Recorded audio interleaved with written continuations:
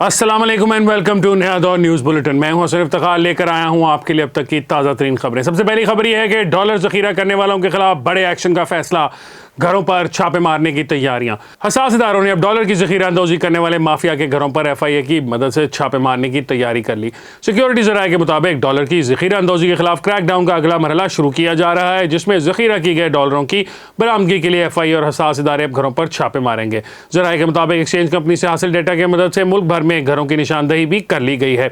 जराये का बताना है कि हसास इदारों को क्रैकडाउन के बाद इदारों के पास माफिया के घरों में डॉलर जखीरा करने की मुस्तनद इत्तलात मिली है। हसास इदारों ने गैर मुल्की तादाद में डॉलर लेने वालों की फहरिस्त भी हासिल कर ली है। जराये के मुताबिक FIA और हसास इदारे घरों पर टारगेटेड छापामार कार्रवाई करेंगे, जिसके बाद घरों में डॉलर छुपाने वालों की गिरफ्तारी और जेल में कैद की सजाएं भी मिलेंगी। वाज़ेह रहे कि डॉलर माफिया के खिलाफ जारी क्रैकडाउन से अब तक डॉलर 31 रुपए सस्ता हो चुका है।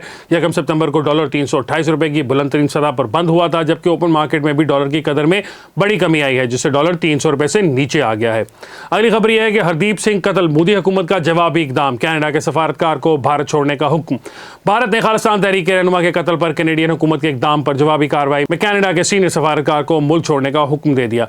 भारतीय मीडिया के मुताबिक भारतीय हुकूमत ने कनाडा के वजीर आज़म जस्टिन ट्रूडो के इल्जामात और भारतीय सफीर की मुल्क बदरी का फौरी जवाब देते हुए कनाडा के सफीर को भारत छोड़ने का हुक्म दे दिया है।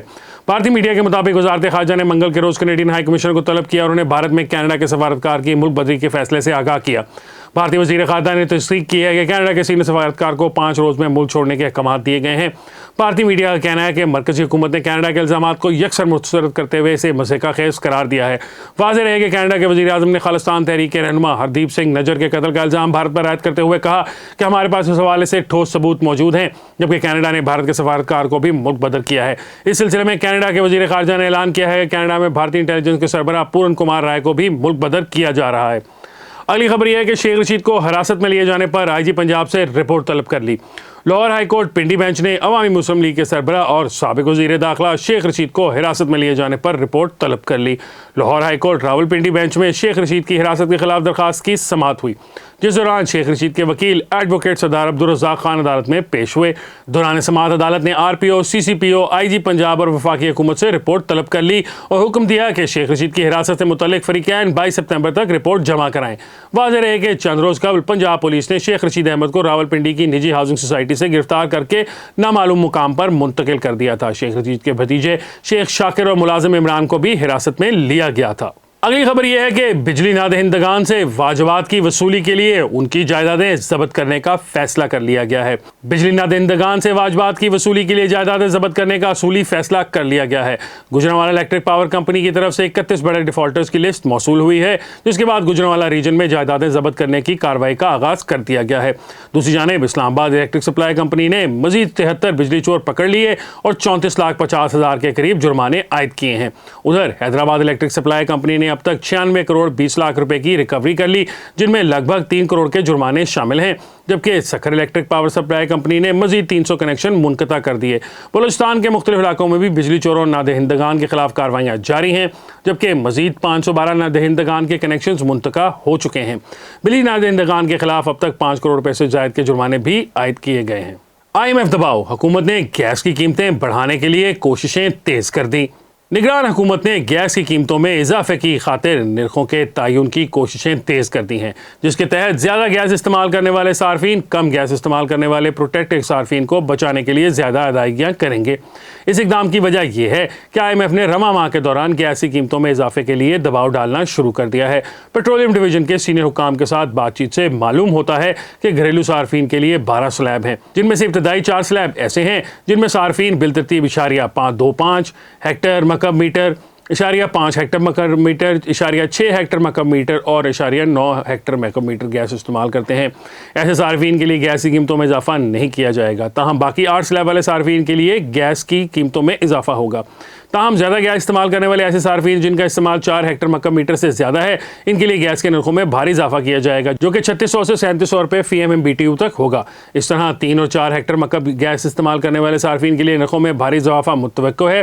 ताहम 60% सार्फिन के लिए फी MMBTU के नरखों में 200 से 400 रुपये तक का इजाफा मुतवक्को है।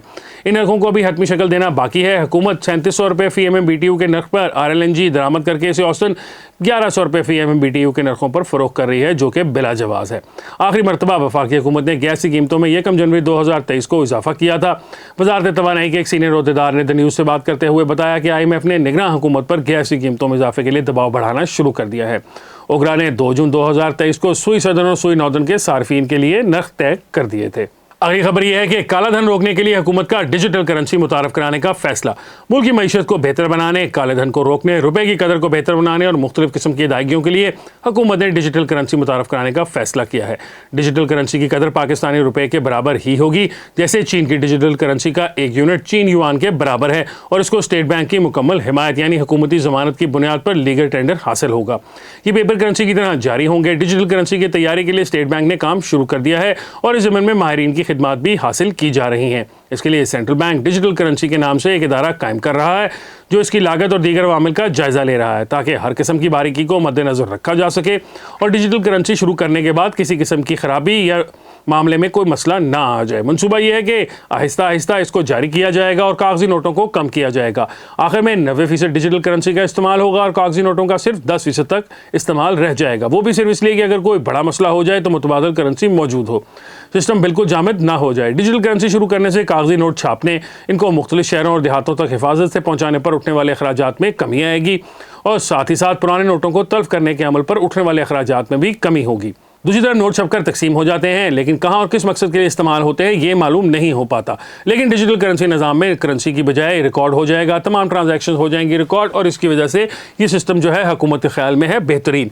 आज के न्यूज़ बुलेटिन के लिए इतना ही था। इंशाल्लाह आपसे मुलाकात होगी एक और न्यूज़ बुलेटिन के साथ। मुझे हसन इफ्तिखार को दीजिए इजाज़त। अल्लाह हाफिज़।